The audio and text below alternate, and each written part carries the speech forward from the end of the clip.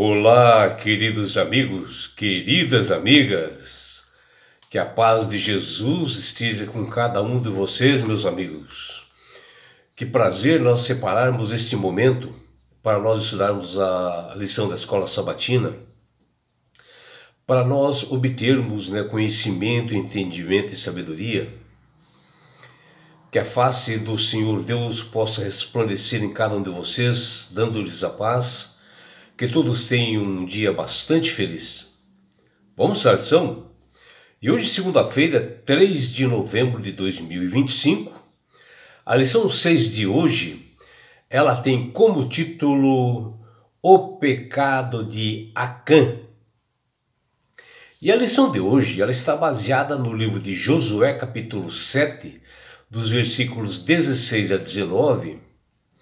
E quando nós lemos este livro, até o versículo 15, o que nós verificamos ali é que o povo de Israel ficou sabendo que a derrota que eles tiveram na cidade de Ai foi em decorrente a um transgressor que se encontrava no meio deles e que seu pecado prejudicou a nação e famílias inteiras.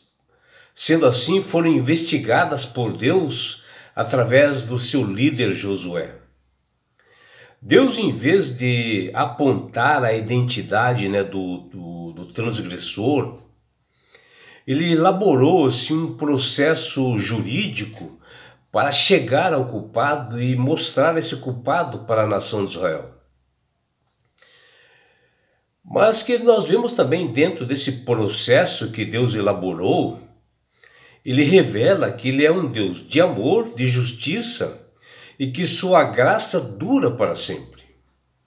Deus não revelou de imediato o culpado para justamente dar um tempo a esse transgressor dele se arrepender, de que ele realmente se mostrasse, porque isso aí, como muitas coisas ocorrem entre nós, às vezes nas nossas famílias, às vezes numa fábrica ou em alguns lugares, que existe um culpado por alguma coisa que ele se esconde.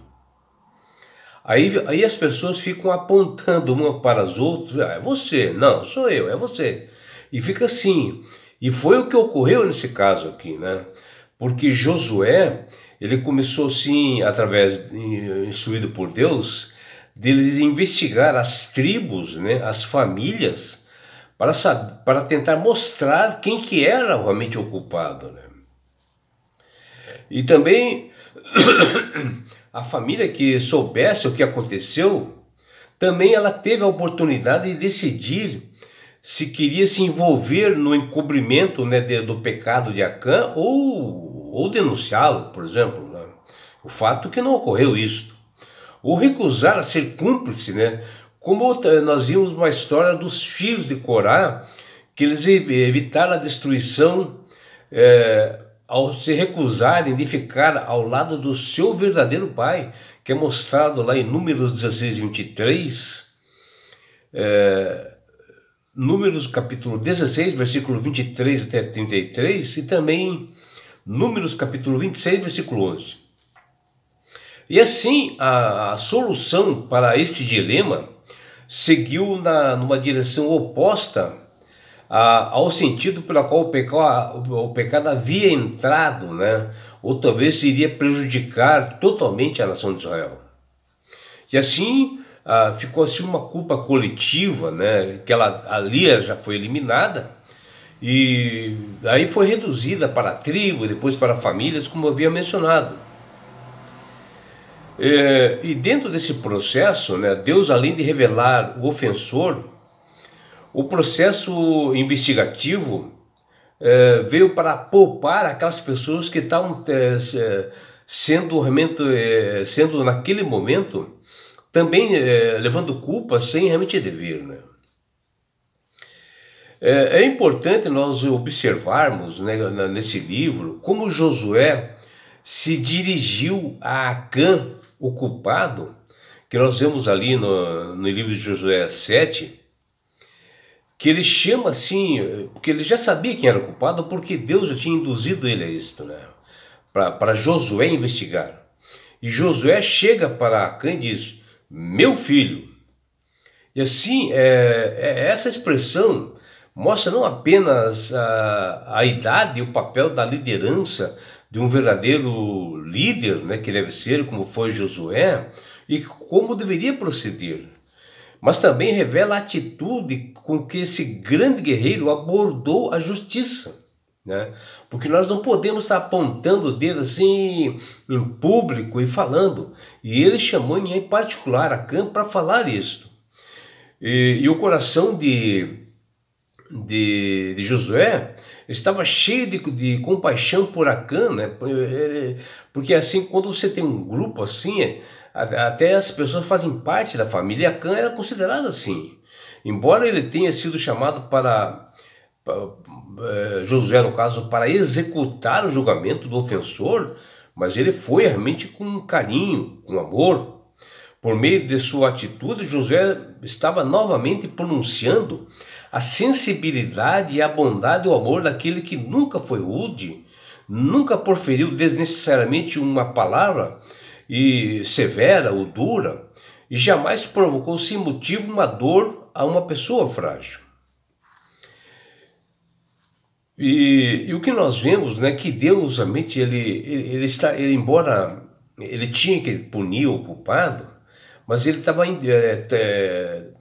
conduzindo esse caso com amor para que mostrasse o culpado. E Deus, pelo seu poder, ele expôs o seu pecado oculto com justiça e graça, né?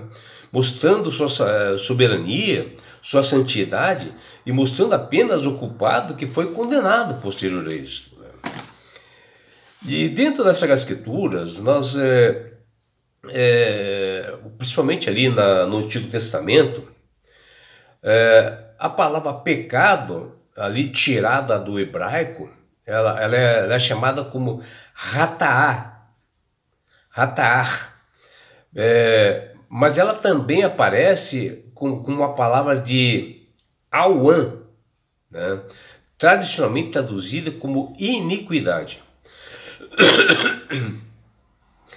E também a palavra para pecado também é chamada de pesra, que quer dizer transgressão. Isso nos mostra que o significado do pecado ele varia de um simples desvio intencional ou não intencional, como no caso da violação da lei de Deus por uma pessoa, que pode ocorrer dos dois casos. E assim o Antigo Testamento ficar aquém ou não atingir o alvo ou uma rebelião a Deus, consciente e aberta, ela é um pecado grave. E no livro de Números, capítulo 15, versículo 30, vemos essas descrições desses pecados. E a pessoa que fizer algo deliberadamente, blasfemando contra Deus, tal como aparece ali no Antigo Testamento, ela era eliminada do meio do povo de Deus, ela era morta. Ou seja, fazendo algo com mão forte, que quer dizer ali do hebraico, né? Uma pessoa que faz algo com mão forte, diz que uma pessoa quando peca assim, que lá do hebraico é Be'ad Hamach. E na lição de hoje, de Josué, capítulo 7, versículo 16 até 19, fala de um homem chamado Acã, que ele era tribo de Judá, que agiu com mão forte, está lá do hebraico, ou seja, o pecado que Acã fez, no Antigo Testamento, o pecado tem que ser a morte, como eu mencionei acima. Porque sabe o que ele fez? Ele levou despojos, objetos que eram oferecidos a deuses falsos, né? Em rituais macabros, né? Oferecidos a deuses estranhos. E ele levou esses objetos assim de homens que foram derrotados naquela batalha de Jericó, onde foi vencida por Israel. Acã acabou levando realmente esses objetos para dentro do acampamento. E ele levou consciente isto, né? Porque Deus já havia avisado que ele não fizesse, e ele recusou a sentir arrependimento, remorso pelo seu pecado. E assim nada mais poderia ser feito por ele, porque não houve arrependimento. E esse ato de Acã foi um absurdo, porque ele conhecia a verdade, apesar de ter visto manifestações de Deus em todo o processo, o Deus Yahvé, né? E só que o povo de Israel não sabia até então dessa transgressão e o motivo deles terem sido derrotados por um povo bem menor e mais fraco, como ocorreu ali na cidade de Ai. E Deus, em vez de revelar a identidade do transgressor, ele fez assim um procedimento jurídico, né, como é feito nos tribunais de hoje, né, onde ele revela, muito mais do que hoje, justiça. Ele revelou graça ali também. E após Deus mencionar a Josué o motivo da derrota em Ai e pedir que os povos se santificassem, aí a gente vê o amor de Deus, lá em Josué 7,13. E Deus, ele fez assim também por etapas, para se ter um intervalo, né, um tempo, entre o anúncio do procedimento que ele ia fazer e das aplicações. Não mencionou o nome de ninguém, Deus não falou. E assim estava dando um tempo para o transgressor Acã, para ele refletir, pensar, se arrepender e confessar diante da comunidade claramente o seu pecado. E isso era válido também para sua família. Se ele soubesse de alguma coisa, né, que pertencia ali à tribo de Judá, se acaso soubessem, viesse a comentar. E assim tiveram oportunidade também de decidir de falar. Ou se envolver no encobrimento, ocultar o pecado, ou se recusar. Ali eles poderiam também ser cúmplices do ocorrido. E ao contrário do que ocorreu com os filhos de Corá, que evitaram a destruição, ao se recusarem de ficar ao lado do seu pai, foi realmente semelhante assim isso, né? É o que Deus esperava realmente do povo de Israel, se alguém soubesse. E Acã quis se eximir da responsabilidade, ficando quieto, né, a ponto de permitir que Deus mandasse convocar a tribo por tribo, família por família e homem por homem, até finalmente chegar a ele o culpado. Se o Senhor simplesmente o tivesse castigado, sem que Acã confessasse, ou sem as provas devidas de sua desobediência, colocaria em dúvida o julgamento justo de Deus. O mais triste de tudo é que Acã envolveu sua família, a tribo de Judá, naquele trama que havia feito, trazendo ruína para toda a casa. Mas Deus, como juiz, ele revela o ofensor, o culpado, dentro do processo investigativo. E ele acabou inocentando aquelas pessoas que faziam parte da família de Acã, que não fizeram nada, que eles não deviam nada, mas que se envolveram dentro do processo, porque faz parte na investigação. Conforme um importante procedimento jurídico, sempre é feito assim, onde o próprio Deus atuou como testemunha dos atos praticados invisivelmente por Acã. E ao abrirmos o livro de Josué, no capítulo 7, nós quase sentimos assim a tensão, né, que nós vemos Deus se concentrando no infrator Acã.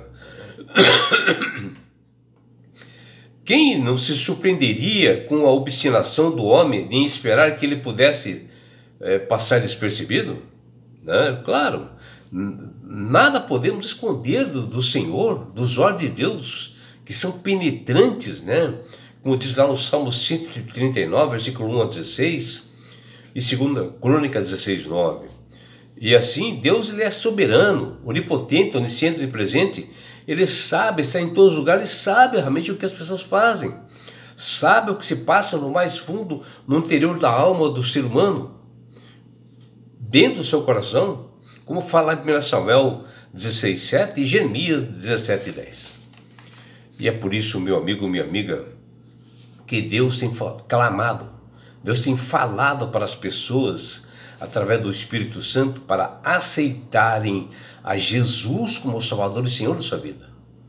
Porque o próprio Jesus diz lá em João 14,6, eu sou o caminho, a verdade e a vida. Ninguém vai ao Pai senão por mim. É Jesus falando que Ele é o único mediador entre os homens e Deus. Ele é o único Salvador. Não existe outra forma. E a verdade é esta, que nós temos ver bem claro através das Sagradas Escrituras e ver que a salvação é somente através de Jesus. E que você, meu amigo, minha amiga, possa enxergar essa verdade. E se você tem algum pecado, confessar a Deus, não esconder como Acã fez, né? E expor esse pecado num quarto assim fechado com o Pai e falar explicitamente, pedir perdão. E Ele vai perdoar, seja qual for o seu pecado. Que você, meu amigo, minha amiga, tenha um dia bastante belo, prazeroso, ao lado do Criador do Universo. É o que deseja seu amigo João Carlos Amorim.